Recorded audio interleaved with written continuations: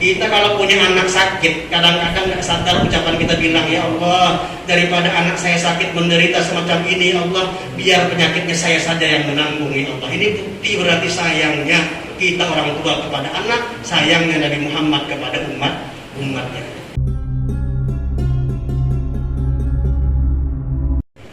Bismillahirrahmanirrahim. Assalamualaikum warahmatullahi wabarakatuh. Bismillah, alhamdulillahi wahdah, wassalatu wassalamu ala rasulillah Muhammad ibni Abdillah la nabiyya ba'dah, wa ala alihi wa sahbihi wa mawalah, la hawla wa la quwwata illa billah, amma ba'dah. Faqala Allah ta'ala fi kitabihil karim, a'udzu billahi minasy syaithanir rajim, inna sholata tanha 'anil fahsya'i wal munkar. Wa qala sallallahu alaihi wasallam, as-salatu imaduddin. Al-hadis. Sadaqallahul azim wa sadaqa rasuluhul karim wa nahnu ala dzalika minasyahidin wasyakirin. Yang sama-sama kita hormati dan yang kita muliakan, insyaallah dimuliakan oleh Allah Subhanahu wa taala, pewarisnya para nabi, yaitu para ulama, tuan-tuan guru, tokoh-tokoh masyarakat, para imam yang tidak dapat kami sebutkan satu persatu, utamanya kepada orang tua kita Al-Ustadz Haji Abdul Hamid, dan juga kepada guru kita Al-Ustadz Firman, dan juga Bapak Imam Luqmanul Hakim. Mudah-mudahan beliau senantiasa diberikan oleh Allah Subhanahu wa ta'ala keistiqomahan di dalam mengamalkan ilmunya, sehingga bermanfaat untuk kita jamaahnya. Amin, Allahumma amin. Tidak ketinggalan pula yang sama-sama kita hormati dan kita patuhi peraturannya, yaitu para umara, para pejabat, para pemimpin, yang tidak dapat kami sebutkan satu persatu, namun tidak mengurangi rasa hormat kami kepada beliau semua. Wabil khusus kepada segenap RT yang berkesempatan hadir pada malam hari ini. Mudah-mudahan beliau selalu dibimbing oleh Allah Subhanahu wa ta'ala untuk menjalankan amanah yang telah diberikan kepadanya sesuai dengan semestinya, sehingga bermanfaat untuk kita masyarakatnya. Amin, Allahumma amin. Tidak ketinggalan pula kepada bapak-bapak, ibu-ibu jamaah pengajian Isra dan Mi'rajnya Nabi besar Muhammad sallallahu alaihi wasallam, utamanya kepada seluruh pengurus Masjid As-Sholihin dan juga segenap panitia dan pimpinan. Terima kasih kami sampaikan kepada segenap panitia dan pimpinan yang telah memberikan waktu dan kesempatan kepada kami untuk dapat mengisikan acara pada malam hari ini. Mudah-mudahan waktu dan kesempatan yang diberikan kepada saya akan dapat saya gunakan dengan sebaik-baiknya, sehingga kumpulnya kita di tempat ini akan menambahkan ilmu nafi. Amin ya rabbal alamin. Syukur alhamdulillah, di malam yang berbahagia ini kita dapat berkumpul bersama-sama di tempat yang mulia untuk memperingati salah satu peristiwa mulia yang terjadi di salah satu bulan yang mulia, yaitu peringatan Isra dan Mi'rajnya Nabi besar Muhammad sallallahu alaihi wasallam.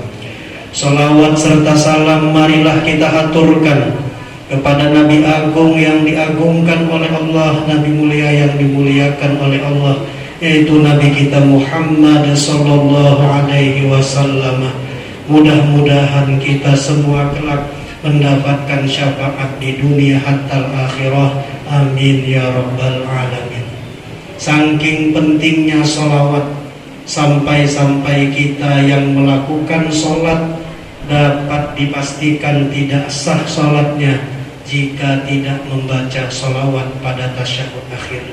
Karena salah satu rukun qauli yang wajib kita baca di dalam sholat adalah membaca sholawat kepada Nabi Muhammad sallallahu alaihi wasallam. Maka di dalam rukun sholat yang sudah kita ketahui bersama dan yang sudah kita pelajari bersama, bahwasanya ada namanya rukun qalbi. Rukun qalbi adalah rukun yang wajib kita lintaskan di dalam hati kita, yaitu niat. Untuk sholat wajib, niat yang wajib kita lintaskan di dalam hati kita hanya ada 3. Yang pertama qasad, usolli sahaja aku. Yang kedua ta'arrud, menentukan ta'arrud fardu. Kemudian ta'yin, menentukan sholat subuh, zuhur, asar, maghrib, isya. Berarti bagi kita yang menjadi imam atau sholat sendirian sudah cukup dengan lafaz usolli fardhu zuhri, usolli fardhu asri, usolli fardhu maghribi, usolli fardhu subhi. Sahaja aku sembahyang fardu subuh, ini sudah dianggap sah secara fikih. Adapun 4 rakaat menghadap kiblat tunai karena Allah Ta'ala, itu adalah sunnah hukumnya. Adapun ketika kita melaksanakan sholat, yang sholat itu muakkadah yang ditentukan seperti sholat duha, maka hanya ada 2 yang wajib di dalam hati kita, yaitu qasad dan ta'yin, menentukan sholat apa yang kita lakukan. Misalnya usolli duha, sahaja aku sembahyang duha. Adapun sholat sunnah mutlak hanya 1 yang wajib, yaitu qasad, usolli, sahaja aku sholat. Maka rukun qauli hanya ada 1, yaitu niat yang wajib dilintaskan di dalam hati kita. Kemudian yang kedua, rukun fi'li yang kita kerjakan di dalam sholat. Terkadang ada sedikit pertanyaan di dalam pikiran kita, kenapa ketika kita melaksanakan sholat rukuknya hanya 1 kali, duduk di antara 2 sujud 1 kali, i'tidalnya 1 kali, tapi ketika kita sujud disuruh untuk 2 kali sujud?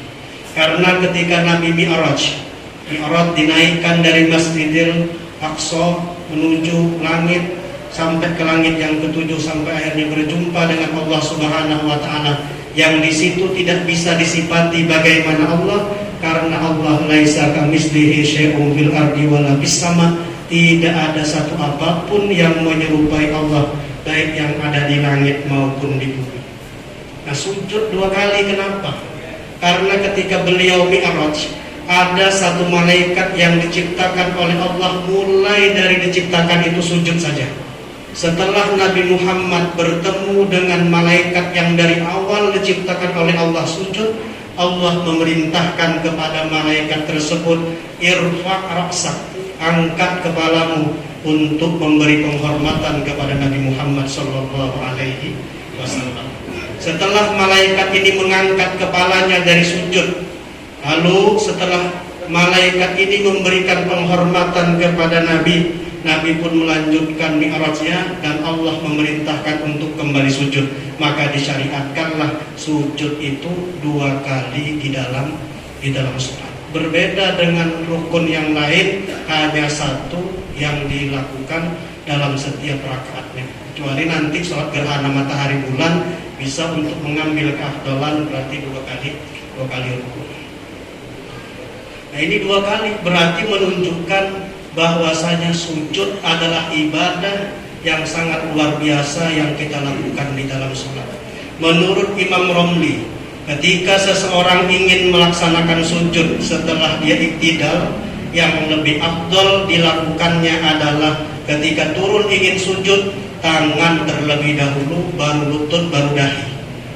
Jadi yang lebih afdal ketika orang itu ingin melaksanakan sujud, tangannya terlebih dahulu diturunkan, kemudian lututnya, baru dahinya.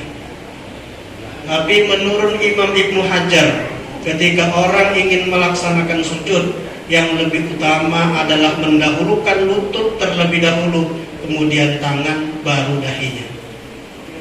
Kalau dua imam ini berselisih pendapat di dalam fikih, maka yang dimenangkan dan diunggulkan adalah pendapatnya Imam Ibnu Hajar. Berarti yang lebih afdal ketika kita sujud, yang kita letakkan adalah lutut dulu, baru tangan, baru dahi. Tapi bukan berarti ketika ada orang sujud menggunakan tangan dulu baru lutut, salah. Tidak, karena Imam Romli berpendapat sedemikian itu. Ini namanya ikhtilaful a'immah rahmah, perbedaan dari dua ulama. Ketika orang ingin melaksanakan sujud justru menjadikan rahmat bagi kita. Coba kalau seandainya pendapat cuma satu dari Imam Ibnu Hajar, harus ketika orang sujud itu lutut dulu baru tangan, bagaimana nasib kita orang tua? Kalau orang tua tidak bisa dia sujud langsung lutut, lutut duluan sujud, bisa terjungkang nanti dia. Kalau orang gemuk bagaimana nasibnya? Orang yang terlalu gemuk tidak bisa dia sujud langsung lutut, mesti tangannya dulu turun. Nah itu menunjukkan berarti ikhtilaful a'immah, perbedaan ulama semacam ini menjadikan rahmat bagi kita semua. Maka ulama-ulama terdahulu sudah banyak mengajarkan tentang perbedaan, tapi tidak menjadi perpecahan. Silahkan berbeda pendapat, silahkan untuk apapun yang ingin kita lakukan, meskipun tidak sama dengan orang lain, tapi yang terpenting perbedaan itu bukanlah menjadi awal untuk kita berpecah belah. Makanya ada kisah dua pesantren, yang pesantren ini dikatakan saling berdekatan jaraknya. Lalu satu kiai di pesantren A umpamanya, yang satu pesantren B. Di pesantren A ini kiainya membaca kitab fikih. Dalam kitab fikih itu dikatakan bahwasanya hewan yang hidup di dua alam hukumnya haram untuk dimakan. Dan beliau memberikan contoh termasuk hewan yang hidup di dua alam di saat itu adalah ikan lele. Karena dikiranya ikan lele ini bisa berkembang biak di daratan. Karena kalau di dalam baskom tahan lama, tapi dia tidak bisa berkembang biak. Nah, padahal pesantren yang ada di dekatnya itu kebetulan punya tambak ikan lele. Bagaimana kira-kira mik di saat itu dihadapkan ke pesantren yang B, dan kiainya mengatakan bahwasanya memakan hewan yang hidup di dua alam itu hukumnya tidak boleh dimakan, diberi contoh termasuk ikan lele. Padahal pesantren yang dekat itu ada pesantren yang punya tambak ikan lele. Tapi kiai yang tidak marah, tidak lalu menyuruh muridnya serang itu pesantren untuk dia bilang ikan lele haram, tidak. Silahkan berpendapat, tak masalah. Besok kemudian pesantren yang di sini pula mikrofonnya dihadapkan ke pesantren sebelah sini. Dia mengatakan, wahai santriku, benar, hewan yang hidup di dua alam itu hukumnya haram dimakan, tapi ikan lele tidak termasuk hewan yang hidup di dua alam. Karena pengertian hewan di dua alam itu adalah bisa berkembang biak di air dan bisa pula dia berkembang biak di daratan. Kalau dalam baskom pernah ada ikan lele itu lahiran? Tidak ada. Berarti dia tetap dihukumi hidupnya satu alam.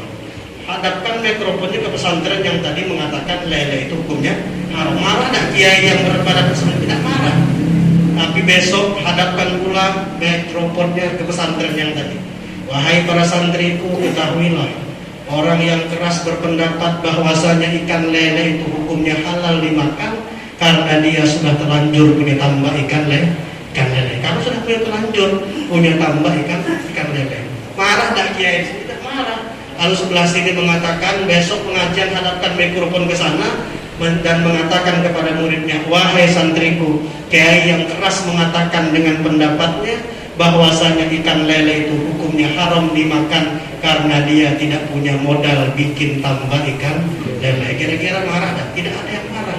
Bahkan dua orang ini satu becak tetap dalam perjalanan keseharian. Artinya perbedaan tidak menjadikan alasan bagi kita untuk berpecah berpecah belah. Apalagi sebentar lagi tanggal 14 kita akan mengadakan pesta demokrasi. Silahkan berbeda pendapat, tapi persatuan tetap kita jaga.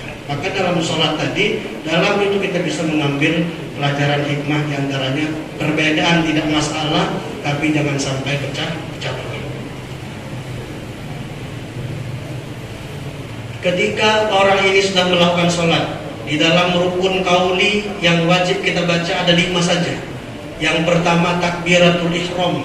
Takbiratul ihram artinya takbir yang mengharamkan sesuatu yang sebelumnya boleh.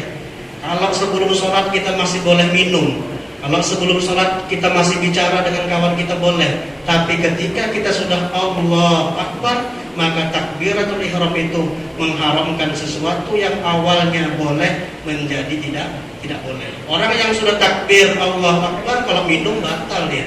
Orang yang sudah takbir kalau makan batal, berarti takbiratul ihram adalah takbir yang mengharamkan sesuatu yang awalnya boleh. Takbiratul ihram ini wajib dibaca dengan bahasa Arab selagi dia masih mampu dengan bahasa Arab. Apapun sukunya, baik dia orang Bugis, orang Banjar, orang Melayu, orang Jawa, tetap dengan kalimat yang sama, yaitu Allah Akbar. Tidak boleh nanti orang mayoritas Jawa lalu diganti takbirnya Gusti Kang Gede misalnya. Tidak boleh, tidak sah sholatnya. Nanti orang pembengis dengar kok orang Jawa di sana kok Gusti Kang Gede. Kita kan orang pembengis berataan, kita ganti juga takbirnya. Akhirnya orang pembengis takbir Allah yang ganal misalnya. Nanti orang Padang dengar kok orang pembengis Allah yang ganal, kita ganti juga Allah nang gadang misalnya. Nanti orang Jawa juga tak mau kalah. Akhirnya orang Bugis juga tidak mau kalah karena mendengar bahasa berbeda-beda. Dia rubah pula takbirnya dengan bahasa Bugis, wange molopolade. Ini artinya apa? Apapun suku kita, bagaimanapun bentuk tubuh kita, ketika kita takbiratul ihram, kita dituntut mengucapkan kalimat yang sama di hadapan Allah, yaitu Allah Akbar. Berarti tidak ada perbedaan di antara kita yang kaya maupun yang susah, mau pejabat maupun rakyat biasa, mau kiai mau santri, maka semua tetap mengucapkan kalimat yang sama, yaitu Allah Akbar. Berarti itu sudah menunjukkan inna akramakum indallahi atqakum. Jadi yang pertama yang kita lakukan yang wajib dalam sholat adalah takbiratul ihram. Doa iftitah hukumnya sunnah hayat. Bahkan terkadang doa iftitah ini bisa gugur di dalam 5 hal, diantaranya doa iftitah itu gugur ketika orang melaksanakan sholat jenazah. Jadi kalau orang sembahyang jenazah, dia tidak dituntut untuk membaca doa iftitah, tidak disunnahkan untuk membaca doa iftitah. Doa iftitah itu doa pembukaan. Karena sholat diawali dengan takbir, berarti dibuka dengan doa, namanya doa iftitah, pembukaan. Ini hukumnya sunnah hayat.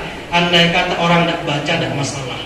Yang kedua yang wajib kita baca dalam sholat adalah suratul Fatihah. Membaca Fatihah wajib hukumnya. Kemudian yang ketiga, membaca tasyahud akhir. Dari at-tahiyyatul mubarakatus salawatut thayyibatu lillah. Assalamu alayka ayyuhan nabiyyu wa rahmatullahi wa barakatuh. Assalamu alayna wa ala ibadillahi sholihin. Asyhadu an la ilaha illallah wa asyhadu anna Muhammadar Rasulullah. Sampai di situ wajib tasyahud akhir. Kemudian yang keempat, ditambah lagi sholawat pada tasyahud akhir. Berarti setelah asyhadu alla ilaha illallah wa asyhadu anna Muhammadar Rasulullah, dituntut pula kita untuk membaca salawat dengan ucapan Allahumma sholli ala Muhammad wa ala ali Muhammad. Hukumnya sunnah abad. Nanti yang kelima adalah salam pertama. Assalamualaikum yang wajib, warahmatullah hukumnya sunnah. Jadi dari awal kita sholat sampai akhir, ternyata hanya 5 itulah yang wajib kita baca dan wajib diperdengarkan oleh telinga kita selagi telinga kita masih bagus untuk mendengar. Kecuali pas lagi takbir, memang hari hujan misalnya, sehingga takbir itu tidak bisa terdengar karena ada suara hujan. Tapi andai kata hujan turun, tetap kedengaran pada telinga kita. Jadi pastikan yang 5 macam ini rukun qauli wajib dibaca dan wajib pula didengar oleh telinga kita. Di dalam riwayat dikatakan, dalam surga itu ada nama pohon, pohonnya At-Tahiyat. Di atas pohon At-Tahiyat ada burung namanya Al-Mubarakah. Kemudian mengalir sungai di bawahnya namanya At-Tayyibat. Pohonnya namanya At-Tahiyat, burungnya bernama Al-Mubarakah, dan sungainya bernama At-Tayyibat. Siapapun orang yang membaca tasyahud akhir At-Tahiyyatul Mubarakatus Sholawat sampai dengan selesai, maka burung yang bernama Al-Mubarakah di atas At-Tahiyyat tadi akan menyelam dia ke sungai yang bernama At-Tayyibat. Lalu dia naik, kemudian dikepitkan sayapnya. Seberapa banyak pun sayap itu menetes air, maka sebanyak itu pula malaikat yang diciptakan oleh Allah Subhanahu wa ta'ala. Lalu malaikat itu akan mendoakan ampunan kepada orang yang melaksanakan sholat. Inilah yang dikatakan dalam Al-Quran, in ahsantum ahsantum bi anfusikum wa in asa'tum falaha. Kalau kita melakukan kebaikan seperti sholat saja umpamanya, maka hakikatnya sholat itu akan kembali kepada diri kita sendiri.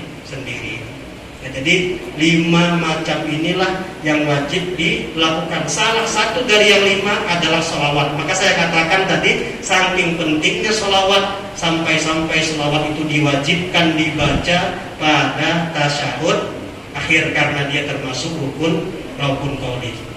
Di dalam kitab Durratun Nasihin, Nabi Muhammad pernah didatangi oleh 4 malaikat. Malaikat Jibril, malaikat Mikail, malaikat Israfil, dan juga malaikat Israil, pencabut nyawa. Malaikat Jibril mengatakan kepada Nabi Muhammad, "Ya Muhammad, ya Rasulullah, man shalla 'alaika asyara marrat fa inni akhidum biyadih wa ujizuhu 'ala sirat." Kata Jibril, siapa saja orang yang mau bersolawat 10 kali denganmu, maka saya akan memegang tangan orang tadi, wa ujizu ala sirat, dan saya yang menuntunnya di atas titian. Sirat itu dalam satu riwayat 3000 tahun, ada yang mengatakan 1500 tahun. Berarti kalau kita ngambil yang sedikit 1500 tahun, yang namanya sirat 1500 tahun mendaki, 500 tahun mendatar, 500 menurun baru sampai ke surga. Di bawahnya adalah neraka jahanam. Tapi orang yang bersolawat kepada Nabi, kata Jibril, aku yang akan memegang tangannya dan aku yang akan menuntunnya sampai ke surga. Ini hebatnya solawat itu semacam itu. Hebatnya solawat semacam itu. Padahal yang namanya sirat sesuatu yang sangat menakutkan, sesuatu yang sangat mengerikan. Maka orang menyeberang sirat itu macam-macam.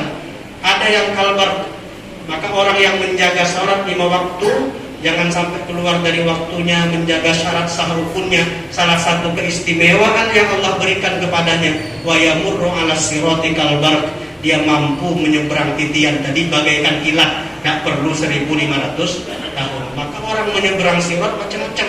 Ada yang cepat, ada yang kayak berlari, ada yang cuman kayak berjalan, ada yang cuman ngesot merangkak-rangkak, berbeda-beda.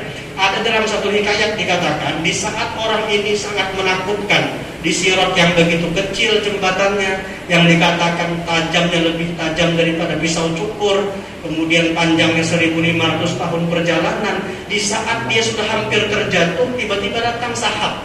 Sahab itu kalau bahasa kita adalah awan. Awan itulah yang menaikkan kaki orang yang hampir jatuh tadi, kemudian ditumpangi di atas sahab yang namanya awan tadi. Awan itulah yang menghantarkannya sampai ke surga. Sebelum dia diantarkan ke surga, ditanya dulu, kamu ini siapa? Saya tidak kenal dengan kamu. Lalu awan itu mengatakan, aku adalah sholawatmu ketika di dunia. Rupanya sholawat itu bisa memberi syafaat, bukan hanya ketika kita di akhirat seperti di barzah misalnya ataupun pada mahsyar, tapi di sirat titian juga sudah terbukti bahwasanya selawat yang kita baca itu bisa menyelamatkan kepada kita dengan izin Allah Subhanahu wa taala. Lalu malaikat Mikail yang kedua mengatakan kepada Nabi, "Ya Rasulullah, man shalla 'alaika asyra marrat," siapapun orang yang berselawat kepadamu 10 kali, fa inni asqihi min haudik, maka aku yang akan meminumkan orang itu daripada telagamu. Yang mana telaga Nabi Muhammad kalau diminum 1 teguk saja, la yasma'u ba'dahu abada, tidak akan lagi yang namanya haus selama lama-lamanya. Kalau kita masuk warung, semahal apapun air minum yang kita pesan, balik sampai ke rumah haus lagi. Tapi autik daripada Rasulullah, telaganya Nabi Muhammad kalau diminumkan satu teguk, tidak akan lagi pernah merasakan haus selama lama-lama. Ini hebatnya sholawat.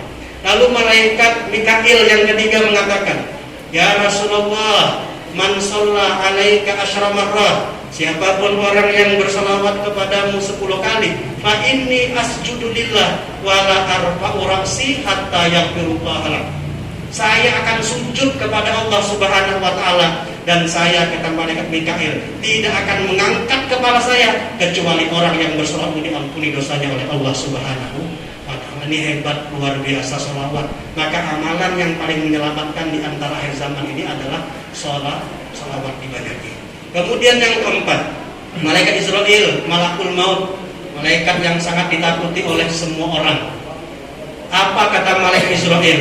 Ya Rasulullah, man shalla alaik asyra marrat, siapapun orang yang berselawat kepadamu 10 kali, fa inni aqbidu ruhahu kama qabattu arwahal anbiya, maka saya akan mencabut nyawa orang yang bersalawat kepadamu tadi sebagaimana aku mencabut ruhnya para nabi. Bayangkan kalau ruh kita ini dicabut oleh malaikat Israel seperti dicabutnya para nabi, tentu dengan penuh adab dan penghormatan, artinya tidak mungkin dengan cara kasar ketika dicabut nyawa kita. Maka ulama mengatakan, kalau di zaman dulu perempuan mengiris-ngiris tangannya tidak sadar sampai berdarah karena melihat gagahnya wajahnya Nabi Yusuf, maka bagaimana ketika malaikat Israel ingin mencabut nyawa, di saat itu kita memandang wajahnya Nabi Muhammad, maka insya Allah tidak akan terasa yang namanya sakratul maut. Buktinya tidak usah jauh-jauh. Kalau anak kita itu lagi musim layangan, perhatikan saja Bapak Ibu, kalau dia putus layangannya, dia akan mengejar layangan yang Lego itu. Dia tidak peduli di depannya ada tiang listrik, tidak peduli. Yang penting asik sudah dengan kelayangan yang Lego. Tidak peduli jeruju bantainya, tidak peduli beling sampai berdarah kakinya. Tidak merasa semacam itu karena asik dengan layangan yang dikejar. Rupanya orang yang juga ketika ingin dicabut nyawanya, dan di situ Nabi Muhammad hadir, maka mudah-mudahan juga tidak akan merasakan sakitnya sakratul maut. Makanya sholawat adalah ibadah yang sangat luar biasa dan paling menyelamatkan akhir zaman, dan tentunya kewajiban tetap harus dilaksanakan.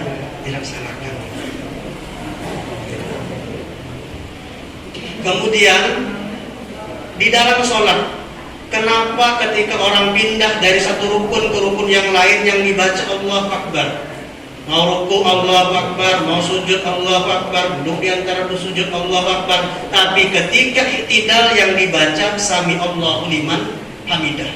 Kenapa tidak Allahu Akbar? Karena di saat sahabat Abu Bakar ingin melaksanakan sholat berjamaah, di saat itu Nabi sedang melaksanakan sholat. Di dalam perjalanan sahabat Abu Bakar, Nabi Muhammad ini sudah ruku posisinya. Ketika sudah ruku, lalu beliau ingin bangkit i'tidal. Namun sebelum bangkit i'tidal, karena malaikat Jibril tahu bahwasanya Abu Bakar sedang di perjalanan ingin sholat sudah dekat, ditahanlah Nabi Muhammad jangan sampai i'tidal, ditahan. Maka dalam fikih sang imam, jika seandainya posisinya sedang ruku dan dia tahu kalau orang ada baru datang, maka disunnahkan untuk sedikit lama supaya dia dapat ruku dengan tumakninah imam, berarti dia dapat 1 rakaat. Yang kedua, kapan disunnahkan bagi imam untuk memanjangkan doanya ataupun menunggu akan kedatangan orang yang sudah dekat? Yang kedua adalah di saat tasyahud akhir. Kalau sudah seumpamanya fil alamina innaka hamidum majid, kita dengar kok kayak ada yang berjalan mau sholat jamaah, maka tambahlah doa yang lain, Allahumma inni a'udzubika min adzabil qabri, sampai dengan selesai kita yakini bahwasanya kawan yang baru datang tadi sudah duduk tasyahud akhir, supaya dia tetap dapat melaksanakan jamaah. Nah, ini Nabi Muhammad ditahan. Setelah Abu Bakar melihat posisinya Nabi Muhammad yang masih ruku, beliau mengucapkan Alhamdulillah. Alhamdulillah ini artinya Alhamdulillah Nabi masih ruku, berarti kalau saya sempat ruku juga dapat rakaat. Nah, malaikat Jibril mendengar Sahabat Abu Bakar mengucapkan alhamdulillah, memuji kepada Allah. Akhirnya malaikat Jibril membaca sami Allahu liman hamidah. Semoga Allah mendengar kepada orang yang memujinya, yaitu sahabat Abu Bakar. Nah, itu sedikit kenapa berbeda ketika kita takbir intiqal membaca Allahu Akbar, tapi ketika itidal membaca sami Allahu liman hamidah. Ma'asyiral hadirin wal hadirat rahimakumullah. Lalu apa hikmah Isra dan Mi'raj yang sering kali kita ulang kembali dalam setiap tahunnya? Tidak bosan-bosannya kita mengulang kaji. Di antara hikmah daripada Isra dan Mi'raj yang pertama adalah bahwasanya Nabi Muhammad bagaimanapun posisinya, bagaimanapun keadaannya, bagaimanapun sibuknya, ketika beliau di saat sesibuk-sibuk semacam itu, dia tidak pernah melupakan kepada umatnya yang ada di dunia. Makanya ketika beliau menghadap kepada Allah, beliau memberi penghormatan at-tahiyyatul mubarakatus shalawatut thayyibatulillah, assalamu alayka ayyuhan nabiyyu wa rahmatullah wa barakatuh, kata Allah. Jadi assalamu alayka ayyuhan nabiyyu wa rahmatullah wa barakatuh dijawab oleh Allah semacam itu. Nabi tidak mau memikirkan dirinya sendiri, sehingga beliau tidak menjawab dengan assalamu alayya, keselamatan untukku, padahal beliau sendiri saat itu. Tapi karena sayangnya dengan kita umat, beliau membaca dengan domirna assalamu alayna wa ala ibadillahi sholihin. Keselamatan untuk kami, bukan saya ya Allah, tapi untuk juga umat. Itu saat-saat semacam itu dahsyatnya, Nabi tidak pernah lupa dengan kita umatnya, peduli berarti. Sampai di dalam satu riwayat dikatakan ketika beliau ingin dicabut nyawa oleh malaikat Israel, lalu beliau merasakan yang namanya sakarat, bertanya, mahadza ya Jibril, apa ini wahai Jibril? Lalu Jibril menjawab, itu adalah sakarat ya Rasul. Beliau berdoa, Allahumma sakil alayya, ya Allah beratkan saja, bebankan saja sakitnya sakaratul maut terhadap diriku, umatku, jangan sampai merasa. Coba betul-betul sayangnya Nabi Muhammad kepada kita. Kita kalau punya anak sakit, kadang-kadang nggak sadar ucapan kita bilang, ya Allah, daripada anak saya sakit menderita semacam ini, ya Allah, biar penyakitnya saya saja yang menanggung, ya Allah. Ini bukti berarti sayangnya kita orang tua kepada anak, sayangnya Nabi Muhammad kepada umatnya. Maka dalam satu hikayat dikatakan, beliau ini pernah duduk kumpul-kumpul bersama dengan sahabat, yang mana sifat beliau ini tidak pernah makan sendiri dan tidak pernah minum sendiri. Kalau punya makanan tetap dibagi-bagi kiri kanan depan belakang. Kalau punya minuman tetap dikasih kanan kiri belakang. Tapi yang utamakan sebelah kanan terlebih dahulu, walaupun yang kanan umpamanya orang Badui, sementara yang sebelah kirinya ada sahabat Abu Bakar. Saking mengutamakannya sebelah kanan beliau itu. Maka Nabi Muhammad ini pernah suatu ketika dalam satu riwayat dikatakan memakan jeruk, makan limau. Lalu makan jeruk atau limau tadi beliau dihabiskan sendiri, tidak dibagi-bagi, sehingga kawan-kawan yang di dekatnya itu timbul sedikit perasaan yang bertanya-tanya, kok bisa Nabi Muhammad kali ini makan jeruk tak bagi-bagi, padahal biasanya selalu dibagi-bagi kepada kami.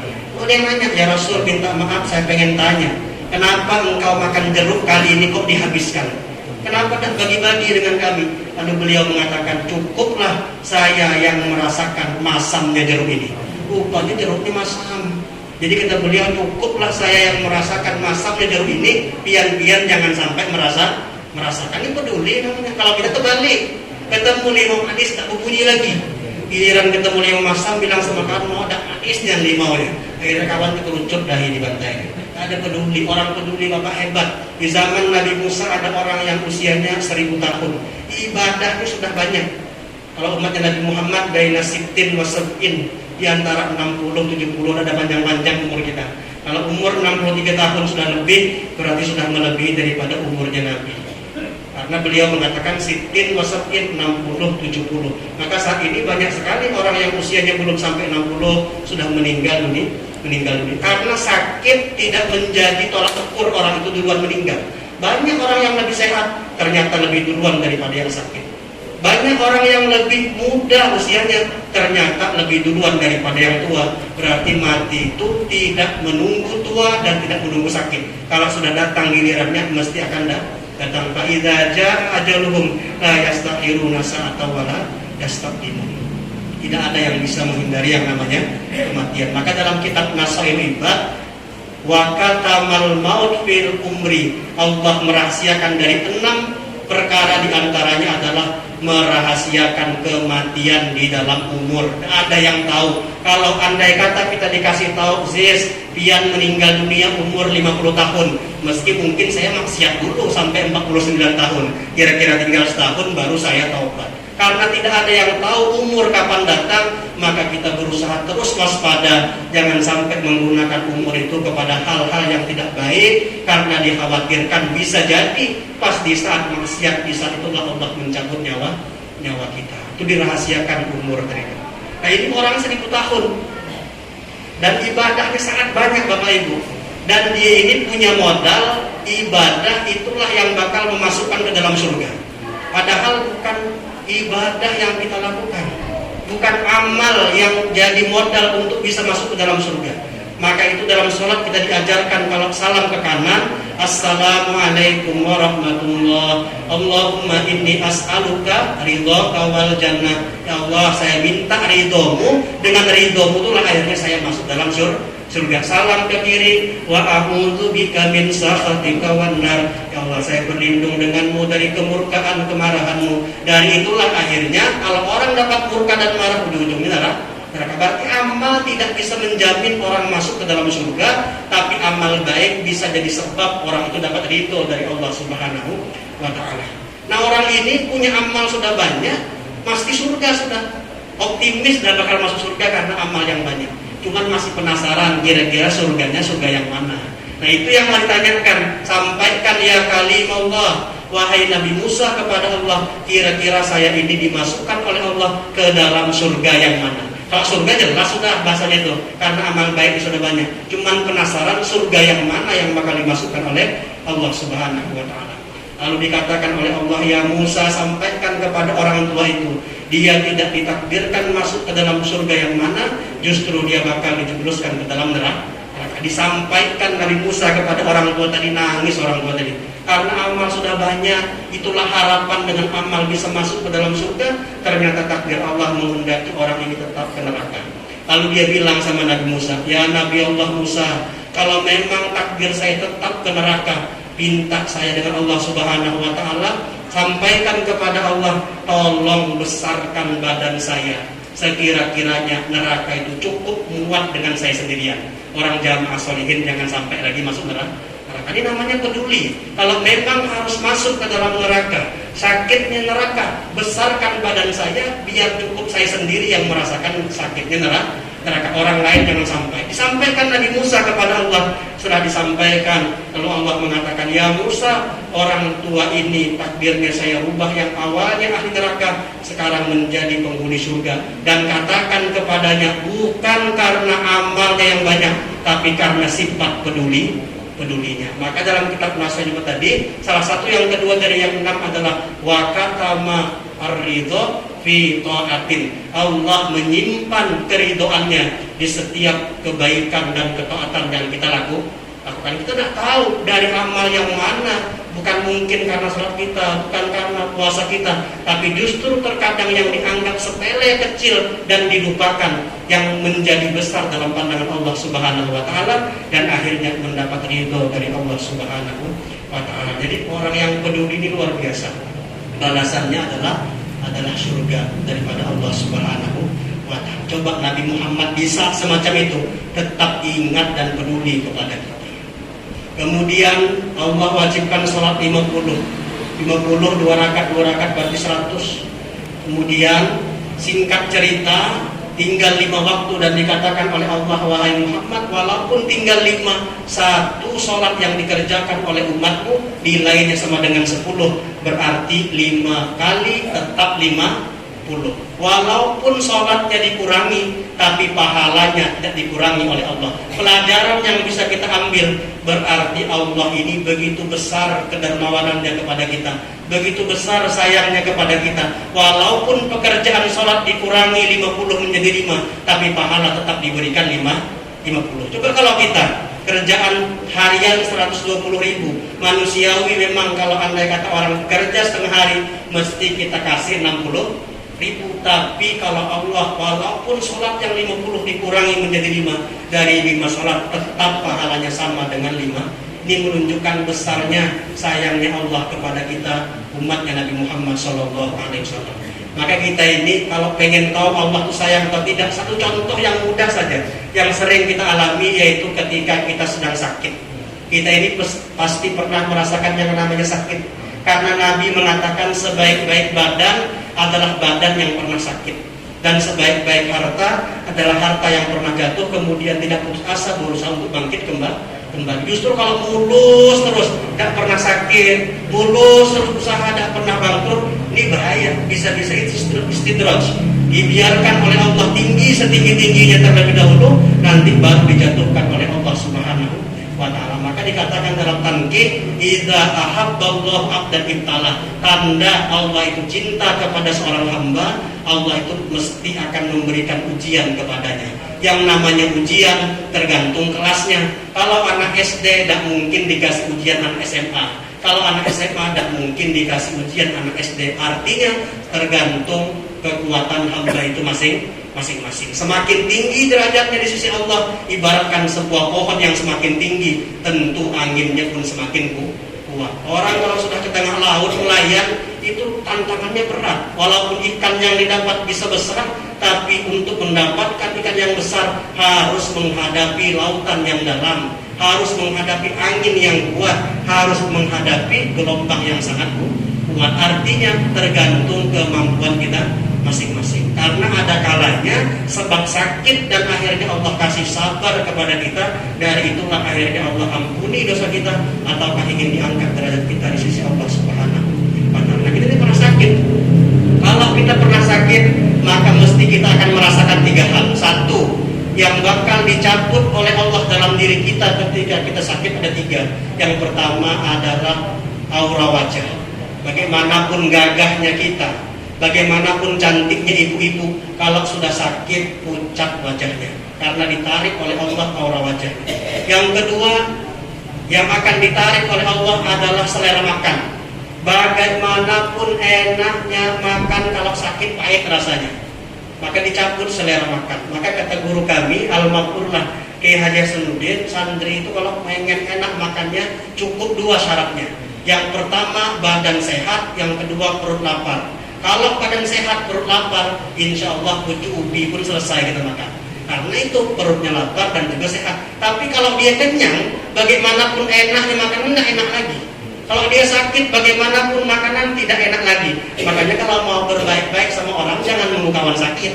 Kadang-kadang kita ini ngantarin buah-buahan kalau kawan sudah terbaring, baru dibawakan jeruk, baru dibawakan martabak. Bukan dia yang makan, orang yang tukang jaga yang menghantuknya. Nah, kita berbaik-baik tunggu pas balik dari nelayan, balik dari ngado sawit, disitulah kita antarkan makanan, mesti akan habis ya. Karena di saat itu memang nikmat-nikmatnya makan. Lalu yang ketiga, kalau kita sakit, sabar kita, ditarik oleh Allah akan dosa-dosa kita. Kemudian kalau sudah sehat, berangsur yang dari 3 ini 2 aja yang dibalikkan. Yang pertama aura wajahnya dibalikkan lagi, kemudian sehat lagi, kemudian beraura lagi, dibalikkan oleh Allah. Yang kedua selera makan yang tadi hilang, lambat laun enak lagi makan, enak lagi makan, enak lagi makan. Tapi dosa yang sudah diambil di saat kita sakit dan kita ridho terhadap sakit itu, dosa itu tidak pernah dikembalikan lagi oleh Allah Subhanahu wa ta'ala. Ini menunjukkan luar biasa. Maka yang selalu saya pegang salah satu ucapan dari sahabat Umar adalah in sobarta madha amrullah wa kunta ma'juran wa in jazakta madha amrullah wa kunta ma'zuran. Jika seandainya orang bersabar ketika mendapatkan musibah, musibah Allah tetap berlalu, tapi dia dapat pahala.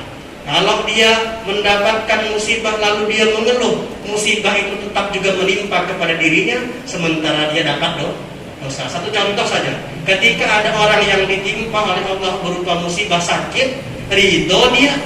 Ketika dia ridho ikhlas dengan apa yang ditetapkan oleh Allah, tetaplah sakit itu tidak hilang. Artinya tetap sakit itu dirasakan oleh dirinya, cuman karena kesabarannya dia dapat pahala. Tapi ketika dia sakit, kemudian dia marah-marah, merasa Allah tidak adil kepadanya, tidak merasa terima dengan takdir Allah Subhanahu wa taala. Sakitnya tetap hilang, tetap ada, tidak akan hilang, tapi dia akan mendapatkan dosa karena dia mengeluh. Maka dari itu kata sahabat Umar, tentu orang yang berakal sempurna memilih untuk tetap bersabar, karena dari itu dia akan mendapatkan pahala dari Allah Subhanahu wa taala. Nah, ini diantara hikmah daripada Isra dan Mi'raj Nabi besar Muhammad SAW. Karena waktu sudah larut, jadi saya mungkin sampai di sini saja. Sekiranya banyak kesalahan, kehilapan, saya minta maaf. Wabil khusus kepada segenap pengurus Masjid As-Sholihin dan panitia, minta maaf jika tidak sesuai dengan apa yang diharapkan. Akhirul kalam, wassalamualaikum warahmatullahi wabarakatuh.